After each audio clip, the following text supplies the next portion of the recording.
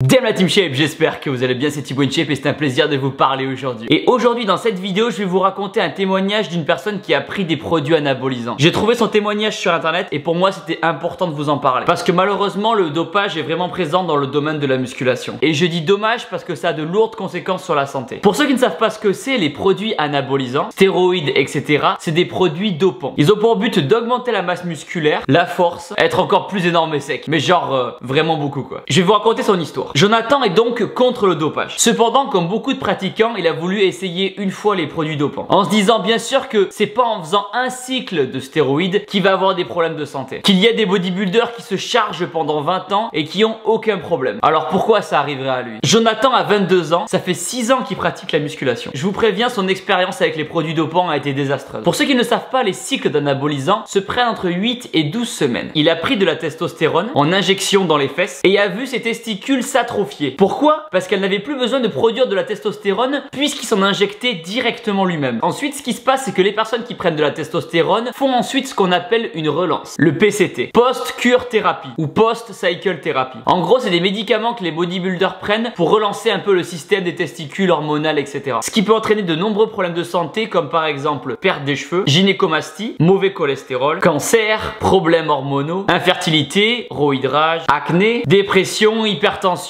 et plein d'autres merdes. Donc Jonathan a voulu essayer les produits pendant 10 semaines, malgré tous les effets secondaires négatifs qu'on connaît. Il a pris du décadurabolin et de la testostérone. Avec ça, il a pris un médicament contre l'excès d'œstrogène. Puisque quand on prend la testostérone, une partie est convertie en œstrogène, ce qui peut provoquer une gynécomastie, voilà, pour faire simple. Pendant sa cure de 10 semaines, il s'est senti super bien, un super héros. Tout le temps de bonne humeur, beaucoup d'appétit, il mangeait 5000 calories par jour. Il a pris aussi un peu de force, même s'il pensait plus. En 10 semaines, il a pris plus 6 kg de poids de corps. Et en vrai, il pensait qu'il allait prendre plus. Il passe donc de 84 kg à 90 kg. Son cauchemar a commencé à partir de la 5e et 6e semaine. Malgré le fait qu'il a pris des anti-œstrogènes, il a commencé à avoir une gynécomastie au niveau des tétons. Il trouvait ça horrible. Je vous mets ici une photo de ce à quoi peut ressembler une gynécomastie. Il a donc revu un peu à la baisse le dosage de ses produits. Vers la 5e semaine, il a commencé à faire une dépression. Envie de suicide alors qu'il avait aucun problème, tout allait bien dans sa vie. Il avait des bonnes notes aux études, une copine qu'il aimait, tout allait bien pourtant. Ensuite, il a commencé à retrouver ses cheveux par poignées dans la douche. Même lui comprenait à présent pourquoi les grands champions d'Olympia étaient tous chauves. Il a aussi remarqué un roïdrage. Il pouvait s'énerver très fort et avoir beaucoup de colère pour pas grand chose. On le sait tous, la testostérone joue sur l'agressivité. Et quand on en prend beaucoup comme il a fait, forcément ça décuple tout ça. Ensuite arrive l'acné. D'horribles boutons sont arrivés sur son visage. Sa famille a commencé à se poser des questions en mode mais pourquoi à ton âge t'as de nouveau de l'acné? Et au passage, même quand il a fini sa cure de produits dopants, il a gardé ses boutons d'acné sur le visage. Et c'est pas fini. À la 8e semaine, son cœur a commencé à lui faire peur. Il a eu l'impression en plein milieu de la nuit de faire comme un mini arrêt cardiaque. Comme si son cœur avait manqué 2 battements avant de reprendre. Pendant toute cette période, il a eu une légère douleur persistante au niveau du cœur. Et sans aucune raison, en plein milieu de la nuit, son cœur se mettait à battre très